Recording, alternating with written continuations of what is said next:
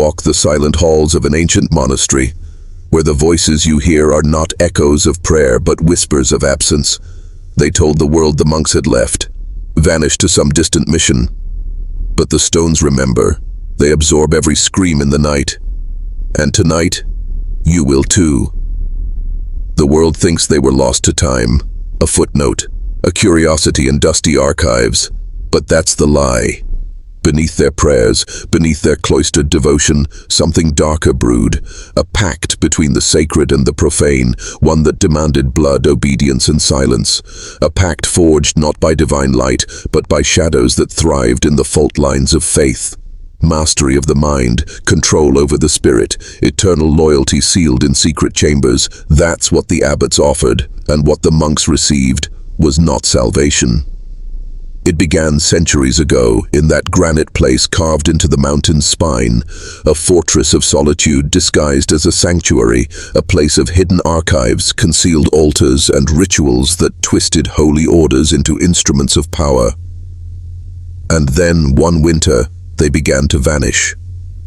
Not quietly, not with ceremony, just one by one, without trace.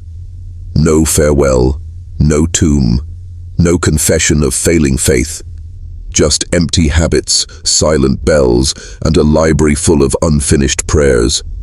So why weren't they missed? Because those who made the pact ensured nobody would look. Records wiped, visitors redirected, pilgrims sent elsewhere, and the mountain monks faded from memory, until now. You were never meant to hear this.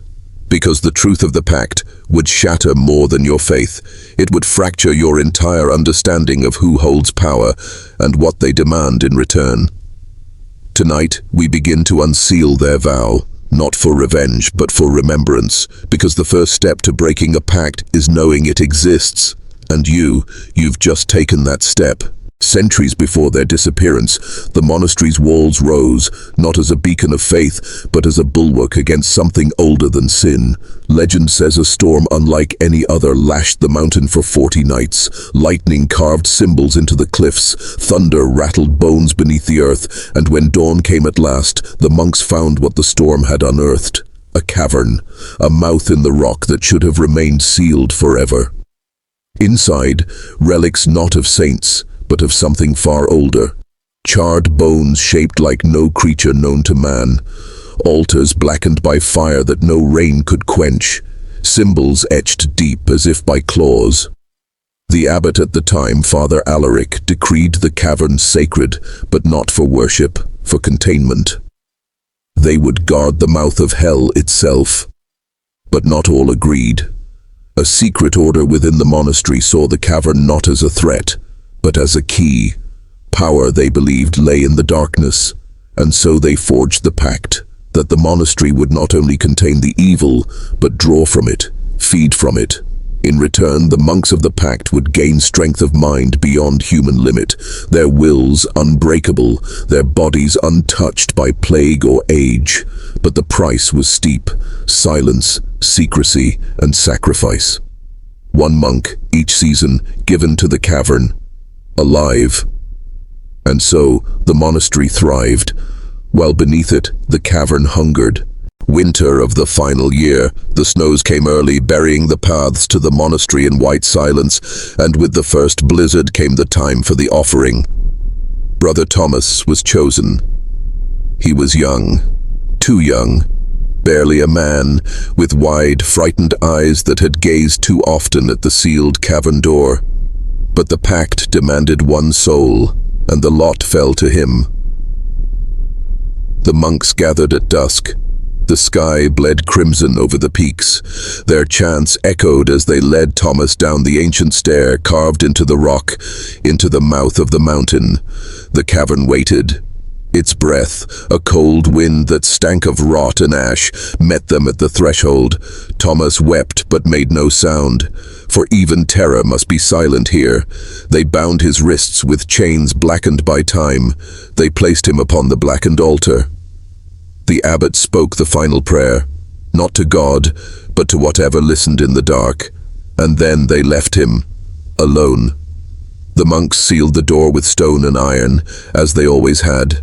But that night, as the storm howled outside, the walls of the monastery shook as if the mountain itself had screamed, and in the morning, when the monks came to pray, the cavern door stood open, the chains lay broken, the altar empty, and Brother Thomas gone. But something else had come out. The storm passed, but a deeper darkness remained. For 3 days the monks spoke no word of what they found, the broken chains, the empty altar. Fear bound their tongues tighter than any vow. But at night the silence was broken, first by whispers, voices not their own, calling from the walls, then by footsteps, soft, dragging footsteps that paced the corridors long after the monks had retired. Brother Matteo was the first to go missing. They found his cell empty at dawn, his robe folded neatly on his bed, his candle still burning. The next night Brother Elian vanished, and the night after, Brother Gervais. Each time the monastery awoke to emptiness, and each time that emptiness grew. The chants at morning prayer grew thinner, the echoes of their voices sounded like the echoes of the dead. The abbot ordered the monks to bar their doors, to keep to their cells, to pray without ceasing. But no lock could stop what had come out of the cavern, and outside the snow kept falling, burying the world in white, and burying their hope with it. The remaining monks gathered in the chapel, faces pale as bone, eyes hollow with dread. Abbot Lucian spoke in a trembling voice. "Brothers, we have sinned. We unchained what was meant to be bound. Now we must seal it again, or be consumed." They formed a procession, torches in hand, and descended once more into the cavern. The air grew colder with every step, and the walls seemed to pulse with a heartbeat not their own. When they reached the altar, the chains lay as they had left them, broken, rusted, useless. A terrible stench filled the chamber. Brother Damien tried to lift a length of chain, but it crumbled to dust in his hands. The abbot began to chant, ancient words passed down through generations. His voice echoed off the walls, but the echoes no longer matched the words. The cavern mocked him, twisting his prayer into curses. Then came the sound, a low growl, rising from the darkness beyond the altar. Something shifted in the shadows, something massive, something awake. "Seal it!" the abbot cried. "Seal it before—" But the torches went out, one by one, and the monks were swallowed by the black. The darkness was total, the air thick with the scent of rot and ancient dust. Brother Mathieu ran blindly, the sounds of his brother's screams ringing in his ears. The growl had become a roar, and with it came the sickening sound of tearing flesh, of bones snapping like twigs.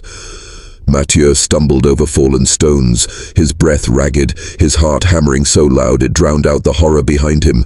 He could feel the thing pursuing him, not with footsteps, but with its presence, a suffocating force that seemed to seep into his skin. He reached the stone stairway, clawing his way up. The cavern shook, as if the earth itself tried to swallow him. The growl grew fainter but never stopped. Up, just keep going up. Finally, the cold night air hit his face. He burst from the crypt entrance, collapsing onto the frost-covered ground. The stars above offered no comfort. They seemed distant, uncaring, as though watching from another world. Mathieu turned to seal the crypt, but the heavy door had been shattered, splintered as if by enormous claws. There was no sealing it now, no keeping the horror inside. Tears streamed down his face as he whispered to the silent forest, "God forgive me, I was too late." At dawn, the village awoke to an eerie stillness. No bell tolled from the monastery, no chant drifted down the hill as it had for generations. The villagers paused in their morning tasks, glancing uneasily toward the ancient stone structure perched above them. Smoke no longer rose from its chimneys. The usual procession of brothers tending the fields was absent. Old Marta, who lived closest to the monastery path, clutched her shawl tight. "Something's wrong up there," she muttered, voice trembling. "Something foul." The village priest, Father Hugo, gathered a few men. Armed with little more than staffs and lanterns, they began the slow, hesitant climb toward the monastery. Birds did not sing. The forest seemed to hold its breath. As they neared the monastery gates, a foul stench met them. The reek of decay, thick and clinging. The great oak doors stood ajar, gouged by deep, unnatural claw marks. One of the men crossed himself. What manner of beast could do this? Father Hugo's face was pale, but he steeled himself. "We must enter. The brothers may yet need us." They stepped through the threshold and into a silence so deep it seemed to devour sound itself. The villagers stepped cautiously into the monastery's main hall. The air was heavy with rot. Shafts of light pierced the shattered stained glass, casting broken rainbows on the blood-streaked floor. The first body lay near the altar, Brother Anselm, his throat torn open, eyes wide with terror. His rosary was tangled in his lifeless fingers as though he had died mid-prayer. A muffled sob escaped one of the men. "Merciful God." They moved deeper into the monastery, finding more of the brethren, their forms mangled, their faces frozen in horror. Some had tried to barricade doors, others had fallen in the chapel, in the library, in their cells. No one had been spared. In the refectory, Father Hugo knelt by the abbot's body. His chest bore a blackened symbol, burned into the flesh, the same twisted sigil seen on the ancient pact hidden beneath the altar stone. Father Hugo whispered, as much to himself as to God, "The pact, it was real, and the price has been paid." Suddenly, from somewhere deep within the monastery, a faint, inhuman whisper echoed, a sound like wind through bone. The villagers froze, realizing with horror, whatever had done this was still here. The villagers gripped their tools and torches tighter, their breath shallow. The unnatural whisper grew louder, now accompanied by the creak of ancient wood and the soft patter of unseen feet. Father Hugo raised a trembling hand. "We must search for survivors, but stay together. Do not stray." They moved down the dim corridor, every step echoing like a drumbeat of dread. The flickering torchlight revealed claw marks gouged deep into the stone walls, as if something with monstrous strength had torn through. Suddenly, a door at the end of the hallway creaked open on its own. Darkness gaped beyond it, and the cold that rushed out seemed to suck the breath from their lungs. A voice, not quite human, hissed from the shadows. "You should not have come." Out of the blackness, two glowing eyes appeared, then another pair and another, as if the darkness itself had eyes. A man at the rear, overcome by terror, broke and ran. His screams echoed through the halls as he vanished into the gloom. The villagers stood frozen, horror gripping their hearts, as the entity stepped into the light, a twisted figure draped in tattered robes, its face hidden beneath a hood, but its claws and fangs glinting in the torchlight. The air seemed to vibrate with its voice. "The pact was broken. The price is blood. Yours." And with a shriek that rattled the stones, the entity lunged. The creature's shriek echoed through the monastery, shaking dust from the rafters. The villagers scattered, fear overriding Father Hugo's pleas to stay together. A burly farmer swung his pitchfork, but the entity moved with impossible speed, slashing at him. The man fell, clutching a deep wound, his blood pooling on the cold stone floor. Father Hugo gripped his crucifix, his voice trembling but firm. "Back, foul spirit! In the name of the Father, the Son, and the Holy Ghost, I command thee!" The entity recoiled, if only for a moment, its eyes blazing with fury. "Your God abandoned this place long ago," it hissed. A brave woman hurled her torch at the creature. Flames licked at its robes and it howled in rage, thrashing as if the fire burned deeper than flesh. "This way," Father Hugo cried, pointing to a side passage. The remaining villagers fled down the corridor, the walls seeming to close in as the entity's shrieks pursued them. The flicker of torches cast frantic shadows, shadows that seemed to twist and follow of their own accord. Behind them, the creature's voice echoed, low and venomous. "You can run, you cannot hide. The pact must be honored."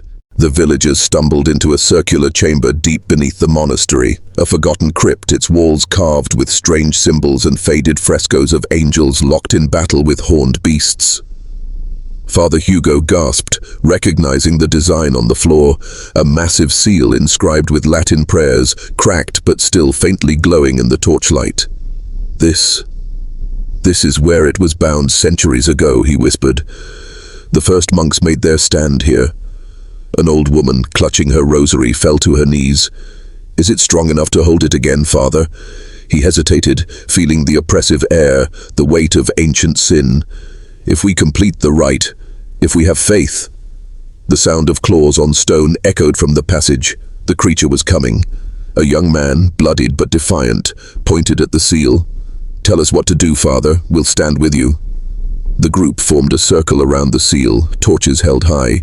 Father Hugo opened the ancient book he carried, his voice rising in Latin chant. The seal's glow brightened, the air humming with unseen power. But from the shadows, the creature's laughter rang out, cold and mocking. "You think words will save you? The pact is broken. The debt must be paid. In blood." The chamber trembled as the entity drew closer, its form barely visible beyond the flickering light, a mass of shadow and fury. Father Hugo's voice grew louder, echoing through the chamber as he recited the ancient rite. The Latin words, long forgotten by most, filled the air with an unnatural energy that made the very stones vibrate. The villagers, trembling but resolute, held their torches toward the seal. The glow intensified, casting the crypt in blinding white light. But the creature's shadow moved closer, unhindered. From the darkness, its voice sneered, "Your faith is brittle. Your prayers are dust." Suddenly the beast lunged, its form a whirlwind of claws and smoke. A young villager was snatched away with a blood-curdling scream, his torch clattering to the floor and sputtering out. Father Hugo faltered, horror flashing across his face. "Stay together. Do not break the circle." The remaining villagers tightened their stance, chanting the responses as Hugo commanded. The seal pulsed, cracks widening, as if the ground itself fought against them. A blast of icy wind howled through the chamber, extinguishing half the torches. In the darkness, eyes gleamed, many eyes, watching, waiting. "Finish it, Father," cried the old woman, tears streaming down her face. "For God's mercy, finish it." Father Hugo's voice rose above the chaos, his final words of the rite burning through the gloom. The seal flared, casting the creature's form into stark relief, a terrible, twisted thing of shadow and bone. But the beast did not retreat. "Your rite is incomplete," it hissed. "The blood of the innocent must sanctify the seal." The villagers froze, terror gripping their hearts, and Father Hugo knew, to save them all, a sacrifice was demanded. A heavy silence fell over the crypt, broken only by the ragged breath of the villagers and the faint mocking laughter of the beast. Father Hugo's hands trembled as he lowered his book of rites. His eyes scanned the faces before him, faces of friends, neighbors, people he had known all his life. The weight of the creature's demand pressed down on them all like a stone. We cannot," whispered a villager, stepping back in horror. "There must be another way." The old woman clutched at Father Hugo's sleeve. "What choice do we have? If we delay, we are all doomed." The creature's form coiled at the edge of the seal, its eyes glinting in the dying light. "Choose," it breathed, its voice dripping with malice. "Or I shall choose for you." A child began to cry, the sound piercing the suffocating darkness. His mother drew him close, shielding him with her arms, terror written on her face. Father Hugo closed his eyes, his heart pounding in his chest. He thought of the teachings he had dedicated his life to, the sanctity of life, the power of sacrifice. But this was not a holy offering. This was murder at the hands of evil. "No," he said at last, his voice steady despite the dread in his soul. "We will not give you what you seek." The beast recoiled, a hiss of fury filling the chamber. "Then you will all perish, one by one, slowly." But even as the creature surged forward, something deep beneath the seal began to stir, a force older than the beast, answering the villagers' courage. The ground beneath their feet trembled, a deep rumble echoing through the crypt like the growl of some ancient giant. Dust fell from the ceiling and cracks spread across the worn stones of the seal. The villagers froze, their fear now mixed with a strange, cautious hope. The creature drew back, its form flickering like a shadow caught in a storm. "What is this?" it snarled, its voice no longer confident but tinged with unease. Father Hugo opened his eyes, sensing the shift. His voice grew stronger. "You are not the only power bound by this seal, beast. The one who slumbers below rises to protect what is sacred." From the center of the seal, a soft blue glow began to seep through the cracks. It pulsed like a heartbeat, steady and ancient. The oppressive darkness that had filled the chamber seemed to thin, pushed back by the growing light. The creature recoiled further, its form writhing as if in pain. No, that power was lost. Forgotten. The villagers stepped closer together, their fear now mingled with defiance. The old woman whispered, "It is not lost. It waited for this moment." Suddenly, a column of light burst through the seal, blinding in its brilliance. The crypt shook violently as the ancient force, long dormant, began to rise. And the creature screamed, a sound of rage, fear, and hatred combined, as the light enveloped it, burning through the shadows. From the heart of the seal, the blinding column of light began to take form, shifting, coalescing into the outline of a massive figure. The light dimmed just enough for the villagers to see it clearly. A giant, armored being, its body carved from the very stone of the crypt, etched with glowing runes that pulsed with the ancient blue light. Its eyes, two orbs of pure luminescence, locked onto the creature of darkness. Father Hugo fell to his knees, overwhelmed by the sight. "The guardian of the seal," he whispered. "It lives." The creature recoiled, its form dissolving and reforming in desperation. "You cannot stop me," it shrieked, launching itself toward the villagers in a final, frenzied attack. But the guardian moved with unexpected speed, raising one massive hand. With a deafening crack, it slammed its fist into the ground, sending out a shockwave of light and force that blasted the creature backward. The chamber trembled. Stones fell. The air grew thick with power. The villagers shielded their eyes as the guardian advanced, each of its steps shaking the earth. The creature screamed again, its shadowy form now ragged and torn, pieces of it disintegrating where the light touched. "You were never meant to walk this world," the guardian's voice echoed, deep and resonant, as if the crypt itself spoke. "Return to the void from whence you came." The creature lunged again, but the guardian was ready. The chamber erupted into chaos as the creature hurled itself at the guardian, its shadowy limbs elongated, forming jagged blades of darkness that slashed at the massive figure. Sparks of dark energy burst where they struck, but the guardian stood firm, its stone armor unmarred. The villagers, cowering behind fallen pillars, watched with wide, terrified eyes. "Is it winning?" gasped one of them. "Pray that it does," Father Hugo said, clutching his pendant so tightly that blood seeped from his palm. The guardian raised both arms. The runes along its body flared brighter, casting the entire crypt in blue radiance. With a roar like grinding mountains, it brought its hands together, trapping the creature in a sphere of light. The monster shrieked, its form writhing, desperate to escape. The sphere pulsed, tightening, burning away the shadows piece by piece. But the creature fought back. Tendrils of pure darkness pierced through the sphere, striking the guardian's chest. Cracks formed in the stone, and for the first time, the guardian staggered. "No," Father Hugo breathed. "It can't fall now." The crypt quaked violently as the battle reached its peak. Dust choked the air, stones rained down. The villagers scrambled for cover, their hope flickering like a dying flame.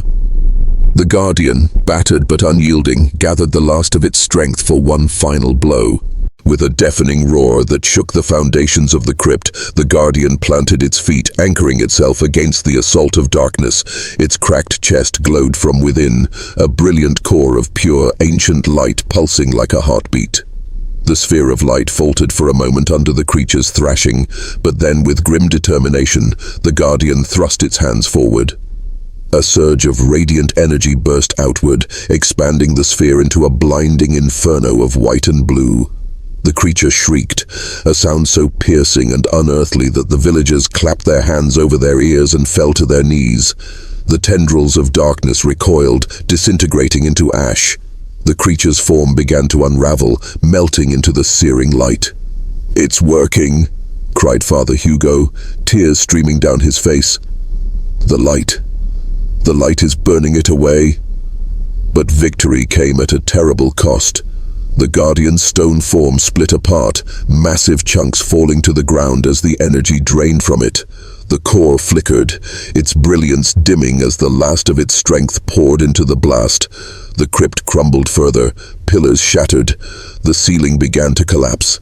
"We must get out," Father Hugo shouted. "Everyone to the surface, now!" The villagers fled, stumbling over debris as the chamber filled with light, dust, and the deafening wail of the dying creature. As they escaped into the night, the ground beneath trembled violently. The crypt, the guardian, and the horror it fought were swallowed by the earth in a final, thunderous collapse. Silence fell. The nightmare was over. Or so they believed. The villagers gathered at the edge of the collapsed crypt, their faces pale in the cold moonlight. The ground was cracked and smoking, a gaping scar where the evil had been entombed. Father Hugo clutched his rosary, his hands trembling. "It is over," he whispered, trying to convince himself as much as the others. The guardian's sacrifice has sealed the darkness away. A long silence followed, broken only by the soft sobbing of children and the whisper of the wind through the ruined graveyard. But then, a low, almost imperceptible sound rose from the fissure. A faint, rhythmic thump, like a heartbeat. Slow, relentless, echoing from deep beneath the earth. The villagers froze, eyes wide, breath held. "No," muttered Greta, the healer, her voice cracking. "It can't be." The ground shuddered again, a subtle vibration as if something far below stirred, not defeated but waiting. Father Hugo stepped back, his face ashen. "We must leave this place," he said hoarsely. "Now, before the night claims us too." One by one, the villagers turned away from the ruined crypt, retreating toward the village, but all the while the faint thumping continued, buried beneath layers of earth, but growing stronger. And above them, the moon disappeared behind a veil of dark, swirling clouds. The villagers barely slept that night. By dawn, the air felt heavy, thick with a choking stillness. The sun rose, but its light seemed muted, as if the heavens themselves mourned. At the edge of the village, the crops had begun to wither. Green stalks turned brittle and grey overnight. Animals refused to leave their shelters, their eyes wide and wild with fear. Inside his small cottage, Father Hugo knelt at the window, watching the sky darken even in daylight. "The evil was not destroyed," he murmured, "only angered." A sudden knock at the door made him jump. He opened it to find Greta, breathless, her face pale as death. "Father, the well, the water is black, and the children, they're sick, burning with fever." Hugo grabbed his coat and rosary, heart pounding. "Gather the elders. We must act, before the village is lost to the curse entirely." As they hurried to the village square, the church bell began to toll on its own, slow, deep clangs that echoed through the empty streets. No one dared approach it. No one wanted to see who or what rang it. In the village square, the elders gathered in a tight circle, their faces lined with dread. Father Hugo stood at the center, clutching his worn Bible and rosary. The air felt thick, as if unseen eyes watched from the shadows of the cottages. "We must cleanse the land," Hugo declared. "We will perform the rite of banishment as written in the old texts. It may be our only hope." The villagers whispered prayers as Hugo marked a large circle in ash and salt upon the ground. Within it, he placed sacred relics, a silver cross, vials of holy water, and an ancient candle said to ward off evil. As dusk approached, dark clouds swallowed what little light remained. A cold wind whipped through the square, carrying with it the stench of rot. The ritual began. Hugo chanted in Latin, his voice steady despite the terror in his heart. The villagers joined in, their voices trembling. Suddenly the ground beneath them shuddered. The candle's flame flickered violently, then went out. The shadows seemed to grow deeper, crawling toward the circle. A guttural growl echoed from the woods beyond. The curse was stirring, and it was angry. The growl grew louder, rumbling like thunder through the darkened square. From the edge of the forest something emerged, a figure, cloaked in black mist, its form shifting and writhing as if made of smoke and bone. Its hollow eyes glowed faintly red, and with each step the earth seemed to recoil, the grass blackening beneath its feet. "Hold the circle," Father Hugo cried, his voice cracking with fear. "Do not let it break." The villagers pressed closer together, gripping hands, tears streaming down their faces. The ash and salt circle glowed faintly as the entity approached, but the power of the old rite was weak against such ancient evil. The creature let out a terrible scream, not of pain, but of rage, and lashed at the barrier with claws of shadow. The ground split beneath the circle, a jagged fissure tearing through the square. From its depths rose a stench of sulfur and death. The relics within the circle trembled, the silver cross darkening, the holy water boiling in its glass vials. The entity spoke at last, its voice like the grinding of stone. "You are too late, priest. This land is mine." Father Hugo's hands trembled as he lifted the ancient tome, its pages yellowed and brittle. His voice was hoarse, but he forced the words out, chanting in the language of the old rites. "By light unbroken, by fire unquenched, by the blood of the just, begone." The villagers joined in, their voices weak but united. The ground shook harder now, the fissure widening as the entity's form towered above them, its mist swirling in fury. Elena, the blacksmith's daughter, broke from the circle and ran to the old well at the edge of the square. "The blessed water," she cried. "It's our only chance." Without waiting, she yanked the rusty bucket up, splashing the cold, consecrated water onto the fissure. The liquid hissed on contact, steam rising as if the ground itself burned. The creature recoiled, its form flickering, the red glow in its eyes dimming for the briefest moment. But then it roared louder than before and lashed out again, claws of darkness sweeping toward the villagers. The circle of ash broke in two places. The night erupted in chaos. The entity's claws of shadow struck the ground, splitting the earth as if it were parchment. Villagers stumbled and fell, their screams filling the night. Father Hugo clutched his crucifix, his voice failing him as the dark mist closed in. "Stay together," he shouted hoarsely. "Do not break the circle again." But it was too late. The protective ash line was shattered. From the fissure, tendrils of smoke snaked toward the scattered villagers. One wrapped around old Marta's ankle, pulling her toward the abyss. She clawed at the soil, her eyes wide with terror. Elena dropped the bucket and ran to Marta, grabbing her hands and pulling with all her strength. "I won't let you go," Elena cried. But the darkness was stronger. Father Hugo's eyes glistened with sorrow. "Forgive me," he whispered. With trembling hands, he threw the last of the consecrated salt into the fissure. The ground flared with pale light, and the tendrils snapped back. But Marta was gone, swallowed by the earth.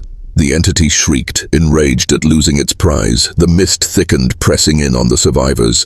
The air trembled with the entity's fury. The night itself seemed to close in, suffocating the small group that remained. Father Hugo staggered, his face pale, his breaths ragged, but his eyes burned with a newfound resolve. "Listen to me," he gasped. "There is one way, but it demands sacrifice."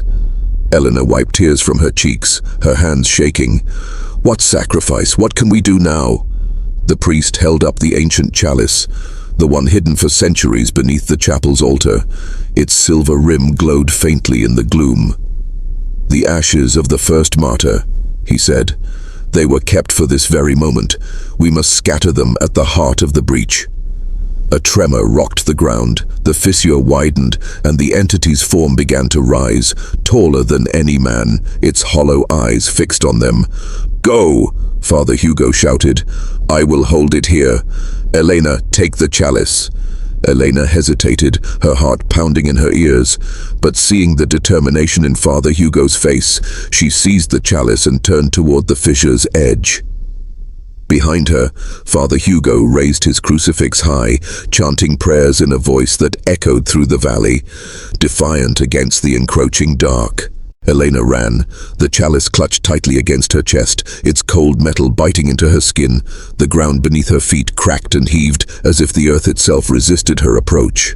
The air grew thick with smoke and ash. Every breath burned her lungs. Still, she pressed on. Behind her, Father Hugo's voice rose in a desperate litany. "In the name of the Father, the Son, and the Holy Spirit." A shriek split the night, the entity's scream of rage as it collided with the priest's barrier of faith. The crucifix blazed with light, holding the creature back, for now. Elena reached the fissure's edge. The abyss gaped before her, endless and black. The stench of rot and decay rose from its depths. Her hands trembled as she removed the chalice's lid. Inside, the ashes glowed faintly, as if remembering the martyr's fire. A voice whispered in her mind, the entity's voice. "Throw them, and you'll join them. The abyss hungers for you too." Eleanor shut her eyes tight, summoning every ounce of courage. "This ends now." With a cry, she scattered the ashes into the chasm.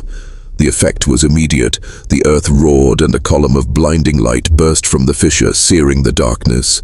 The blinding light from the chasm climbed higher, splitting the night sky. Shadows fled before it, writhing as they burned to nothingness. The entity's scream turned to a wail of agony, not just of pain but of finality. Its twisted form buckled beneath the onslaught of purifying light. The chains of darkness binding it to this world cracked and snapped one by one. Father Hugo collapsed to his knees, tears streaming down his face as he whispered prayers of gratitude. His crucifix, now dim, hung heavy around his neck. Elena stood at the edge, her hair whipping wildly in the storm of ash and wind. She watched as the last of the creature dissolved into the light, its hateful gaze locked on hers until it vanished forever. The earth fell silent. The fissure sealed itself with a thunderous crack, the scar on the land knitting closed as if it had never been. Elena dropped to her knees, breathless and spent. The chalice, now empty, felt lighter in her hands, as if the burden of generations had finally lifted.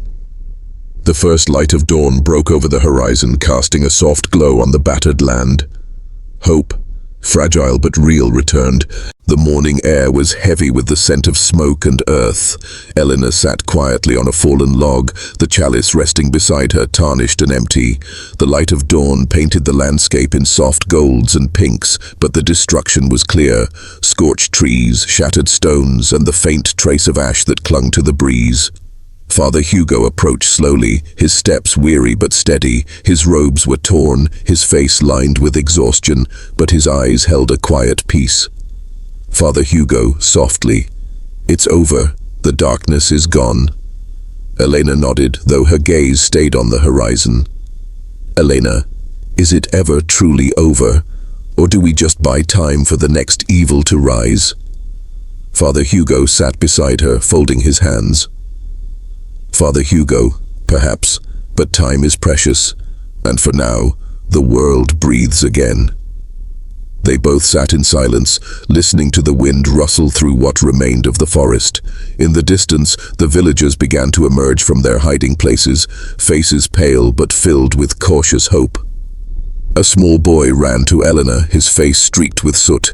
He clutched a battered wooden toy and stared at her with wide, grateful eyes. "Boy," whispers, "thank you." Eleanor managed a tired smile, her heart heavy with all they had lost, but lighter knowing what they had saved. The village square, once a place of laughter and trade, now lay in ruin. Burned carts, toppled stones, and remnants of shattered homes dotted the clearing, but the people came, slowly at first, then in greater numbers, drawn by the hope that the nightmare had ended. Elena and Father Hugo stood together at the center, the chalice at their feet. Its dark purpose was fulfilled, and now it seemed no more than a lifeless relic. The villagers formed a wide circle around them, faces bruised, clothes torn, but their eyes reflected resilience. Among them was Marta, the baker's wife, clutching a scorched loaf of bread, old Jareth, leaning on a broken staff, and the blacksmith's twin sons, their arms around each other for comfort. Marta, tentative. "Is it safe now? Has the evil gone?" Elena raised her voice, steady despite her exhaustion. "Elena, yes. The demon is banished. The price was high, but we have a future again." Murmurs rippled through the crowd, relief mingled with sorrow for the lost. Father Hugo stepped forward, his voice carrying warmth and resolve. "Father Hugo, we will rebuild. Together. Stronger than before. The land bears scars, but so do we. And we will heal." A soft breeze stirred the ashes, carrying them out across the fields, as if the land itself was sighing in relief. The villagers began to move, embracing one another, gathering tools, clearing debris. Hope flickered anew amid the ruin. Elena turned to Father Hugo. "Elena, quietly, where do we begin?" He smiled gently. Father Hugo, with kindness, and brick by brick. The villagers worked tirelessly, lifting charred beams and stacking stones. The air was thick with smoke and determination. Elena, her hands raw from labor, paused to catch her breath. A faint sound caught her ear, a hollow thud beneath the remains of the mayor's house. Elena, calling out, "Father Hugo, over here!" Father Hugo hurried to her side. Together they cleared away the debris, revealing an old trapdoor, its iron hinges rusted but intact. The villagers gathered, watching in uneasy silence. No one had known of this hidden space. Father Hugo, grimly, "Whatever this is, it was meant to stay buried." Elena nodded, gripping the iron ring. With a heave she lifted the door. A gust of cold, stale air rushed out, carrying with it the stench of decay. A narrow stairway spiraled down into darkness. On the walls faint symbols glowed, the same markings as on the chalice. "Martyr," whispers, "the evil's roots go deeper than we thought." Elena lit a lantern. The flickering flame cast long, trembling shadows. "Elena, we need to know what lies beneath. We can't rebuild on cursed ground." Father Hugo placed a reassuring hand on her shoulder.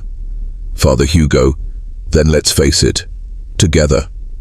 Without another word, they descended into the unknown, the trapdoor creaking shut behind them.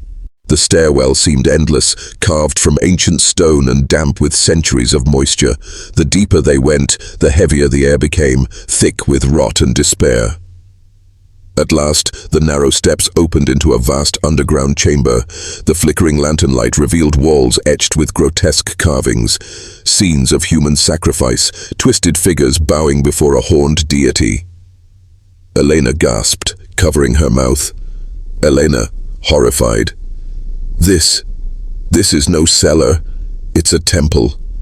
At the far end of the chamber stood an altar, black as obsidian, slick with something dark and long dried.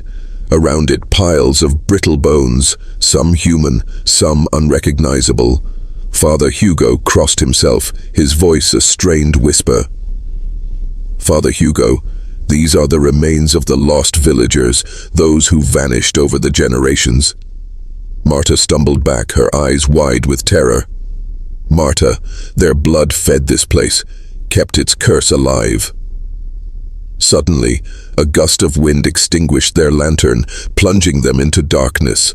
A low, guttural chant echoed through the chamber, voices not their own. Elena's voice trembled. "Elena, we are not alone down here." The unseen presence drew closer, the temperature dropping with every step. The chant grew louder, rising from every crack and shadow. Cold fingers of air brushed their skin, as if unseen hands reached out from the dark. Father Hugo fumbled for his crucifix, holding it out before him. Father Hugo, voice shaking, "In the name of God, I command you, show yourself." A shape emerged at the edge of their vision, first just a shimmer, then a towering form cloaked in tattered robes, its face hidden beneath a broken mask of bone. From behind the mask, two hollow eyes glowed faint red. The entity's voice was a chorus of the damned, layered and endless. "Entity, you trespass where the living do not belong." Elena stepped forward, her fear swallowed by defiance. "Elena, we seek to end your curse. The village has suffered enough." The entity's laughter was a hollow, bitter sound that echoed through the chamber. "Entity, the curse is bound by blood. Only blood can break it." The floor beneath them trembled. Bones shifted and clattered, forming a ring around the altar. The entity's form loomed larger, shadows twisting like tendrils at its feet. Marta clutched Elena's arm, whispering, "Marta, we must leave, now, before it takes us too." But the entity raised an arm, and the exit behind them sealed with a grinding wall of stone. "Entity, you came seeking the truth, now you will join it." The chamber darkened as the entity advanced, its hollow eyes burning brighter. Shadows coiled around Elena, Marta, and Father Hugo, tightening like a noose. Father Hugo gripped his crucifix tighter, his voice strained but resolute. "Father Hugo, by his sacrifice I cast you out." The entity's laughter drowned him out, shaking dust from the ceiling. "Entity, faith is no shield here." Elena's gaze fell on the altar. The ancient dagger resting on its cracked surface, its blade blackened with centuries of blood. "Elena," urgent whisper. "The dagger. The blood. That's what it wants." Marta's eyes widened in horror. "Marta, you can't. There must be another way." But the entity's shadows closed in, the temperature dropping so sharply their breath fogged the air. Bones beneath their feet rattled, as if eager for more victims. Elena grabbed the dagger, hands trembling. She raised it to her palm, hesitating only a moment before drawing it across her skin. Blood welled up, dark and vivid. Elena, pleading, "Take this and end it. Let them rest." The entity froze. The chamber fell deathly silent. The chant stopped. The shadows held still. Slowly, the entity extended a clawed hand, reaching for the offering. But Father Hugo stepped between them, his eyes blazing with sudden clarity. "Father Hugo, no. Blood feeds it. It does not end it." He flung holy water from his flask. Where the drops struck, the shadows hissed and recoiled. The entity shrieked, retreating as smoke rose from its tattered form. Elena faltered, the dagger slipping from her grasp. "Elena, then how do we stop it?" The entity's voice became a wail of rage. "Entity, none leave.